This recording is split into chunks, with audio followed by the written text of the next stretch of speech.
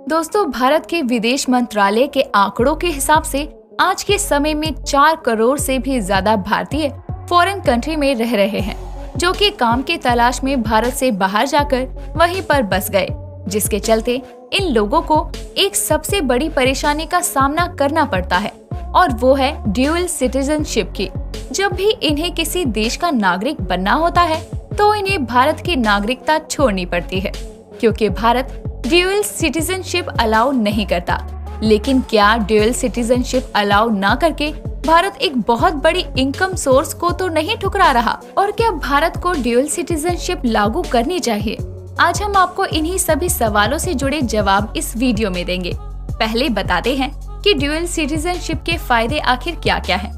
Dual citizenship का सबसे बड़ा फायदा ये है कि फॉरेन कंट्री में भारतीय लोग भी खुद को भारतीय नागरिक कह सकते हैं और साथ ही जो लोग बाहर रह रहे हैं उन्हें देश के नागरिक की तरह ट्रीट किया जाएगा, जिसके चलते वो भारत में इन्वेस्टमेंट भी करें।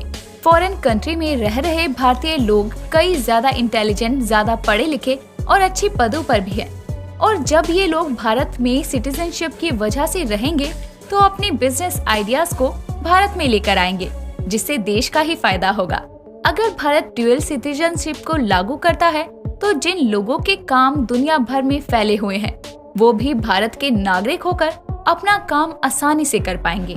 लेकिन बात इतनी ज्यादा भी आसान नहीं है जितनी नजर आती है, क्योंकि 2019 में कांग्रेस एमपी शशि थरूर भी ड्यूअल सिटीजनशिप का बिल पार्लियामेंट में लेकर आए थे, लेकिन इस बिल को पास करने से साफ मना कर दिया गया था। रीजन, देश की सिक्योरिटी। ड्यूअल सिटीजनशिप के एजेंट्स ने जो पहला आर्गुमेंट दिया था वो था नेशनल सिक्योरिटी, क्योंकि अगर कोई इंसान भारत और पाकिस्तान दोनों ही देश में ड्यूअल सिटीजनशिप ले ले और अगर वो कभी आतंकवादियों के कनेक्शन में आ जाए तो भारत में काम करते हुए वो शख्स भारत को काफी ज्यादा नुकसान पहुंचा सकता है।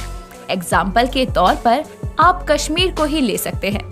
जो लोग कश्मीर को भारत से आजाद करवाने की बात करते हैं और अगर वो लोग भारत और पाकिस्तान दोनों के ही सिटीजनशिप को हासिल करें तो जब भी भारतीय सरकार इन पर कोई कार्यवाही करना चाहेगी तो पाकिस्तानी सरकार उसमें हस्तक्षेप करेगी। ड्यूअल सिटीजनशिप का दूसरा नुकसान भी लीगल सिस्टम से जुड़ा हुआ है। अगर कोई आदमी जिसके पास ड्यूअल सिटीजनशिप है और वो टैक्स फ्रॉड या कोई क्राइम करता है और किसी और देश में करता है तो उसके पास हमेशा ये ऑप्शन होगा कि वो उस देश से भाग जाए जहां पर उस क्राइम की सजा कम है। ऐसा भी हो सकता है कि उस देश में उसकी इतनी पॉलिटिकल इन्फ्लुएंस हो जिससे उसे सजा कभी हो ही ना, जिससे लॉ एंड ऑर्डर के लिए काफी बड़ी समस्या आएगी और लीगल परेशानियां भी खड़ी हो सकती हैं। और अगर भारत को ड्यूअल सिटीजनशिप लागू करनी है तो उसे दुनिया के 60 देशों के साथ ऐसी संधियां करनी होगी जो इस तरह की चीजों को रोक सके। वैसे आपको क्या लगता है कि भारत को ड्यूअल सिटीजनशिप क्यों लागू करना चाहिए और क्या इससे फायदा होगा? हमें कमेंट सेक्शन में जरूर बताएं।